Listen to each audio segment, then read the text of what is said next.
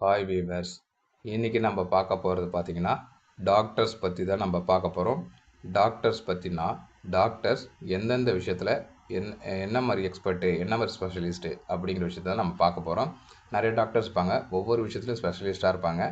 So அந்த விஷயத்தை பற்றி தான் நம்ம பார்க்க போகிறோம். இப்போ உதாரணத்துக்கு ஃபஸ்ட்டு ஸ்க்ரீனில் பார்க்கலாம்.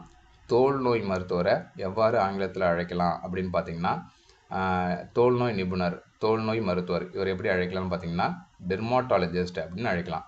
ஸோ அந்த டாக்டர் அந்த தோல் நோய் பார்க்குறதுல பெரிய மருத்துவராக இருக்கார், அந்த தோல் நோய் டாக்டர் அவர் அப்படின்னு நம்ம சொல்லுவோம்ல. தோல் நோயெல்லாம் பார்ப்பார், க்யூர் பண்ணுவார், நல்லாவே அவர் ரெமெடி கொடுப்பாரு. ஸோ அவர் எப்படி நம்ம அழைக்கலாம்னா டெர்மாட்டாலஜிஸ்ட், தோல் நோயை பார்க்குறவங்க, ஸ்கின் டிசீஸை பார்க்குறவங்க டெர்மாட்டாலஜிஸ்ட்டு. ஸோ அடுத்தது என்ன பார்க்குறோம் பார்த்தீங்கன்னா, எந்த ஸ்பெஷலிஸ்ட்டை பற்றி பார்க்குறோம் பார்த்தீங்கன்னா பெண்கள் மருத்துவ நிபுணர் அப்படின்னு சொல்லலாம். முழுக்க முழுக்க லேடிஸை மட்டும்தான் ஸ்பெஷலாக என்ன பண்ணுவாங்கன்னா, அவங்களுக்குள்ள எந்த டைமில் என்ன அஃபெக்ட் ஆகும், என்ன மாதிரி இந்த டைமில் அவங்களுக்கு வைரஸ் அட்டாக் ஆகும், இந்த மாதிரி விஷயம்லாம் சொல்லி என்ன பண்ணுவாங்கன்னா அனலைஸ் பண்ணி அவங்களுக்கு க்யூர் பண்ணுவாங்க. ஸோ எஸ்பெஷலி உமனுக்கு மட்டும் இவங்களை என்ன சொல்லுவாங்க பார்த்தீங்கன்னா ஜீனோகுலஜிஸ்ட் அப்படின்னு சொல்லுவாங்க. உமனுக்கு மட்டும் மருத்துவம் பார்க்கக்கூடிய நிபுணரை டாக்டரை ஜீனோகுலஜிஸ்ட் அப்படின்னு சொல்லுவாங்க. ஓகேங்களா?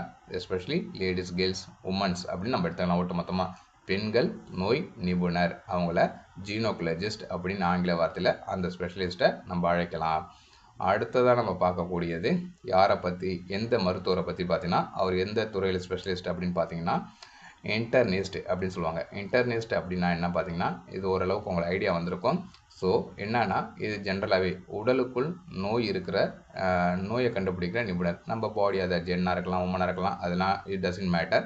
பட் பாடிக்குள்ளே என்ன, நம்ம உடம்புக்குள்ளே என்ன பிரச்சனை இருக்குது அப்படின்னு கண்டுபிடிக்கிறவங்கள தான் என்ன சொல்லுவாங்கன்னா இன்டர்னிஸ்ட் அப்படின்னு அழைப்பாங்களாம். அதாவது உடலுக்குள் இருக்கும் நோயை கண்டுபிடிக்கிறவரை இன்டர்னிஸ்ட் அப்படின்னு சொல்லுவாங்களாம், அந்த மருத்துவரை. ஓகேங்களா?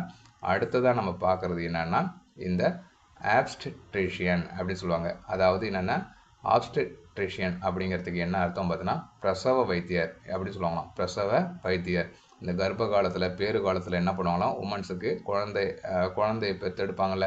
ஸோ அவங்களுக்கான ஒரு மருத்துவரை தான் என்ன சொல்லுவாங்கன்னா இந்த ஆப்ஸ்டெட்ரிஷியன் அப்படி சொல்லுவாங்க, பிரசவ வைத்தியர் அப்படின்னு சொல்லுவாங்க. ஸோ கடைசியாக நம்ம பார்க்கக்கூடிய ஒரு இந்த மருத்துவரை பற்றி நம்ம பார்க்கும்போது, அந்த ஸ்பெஷலிஸ்ட்டை பற்றி பார்க்கும்போது என்னென்னா கண் வைத்தியர். அந்த கண் வைத்தியருக்கு ஆங்கிலத்தில் எப்படி அழைக்கலாம் பார்த்தீங்கன்னா ஆப்தால்மாலஜிஸ்ட் அப்படின்னு நம்ம அழைக்கலாம். ஓகேங்களா? ஸோ இதெல்லாம் ஒவ்வொரு மருத்துவருக்கான ஸ்பெஷலிஸ்ட்டு அப்படின்னு நம்ம சொல்லலாம். ஸோ இந்த வீடியோ உங்களுக்கு பிடிச்சிருக்கு நம்புகிறேன். மறக்காமல் சப்ஸ்கிரைப் பண்ணுங்கள் நம்ம சேனலை. தேங்க்யூ ஃபார் வாட்சிங் மை வீடியோஸ்.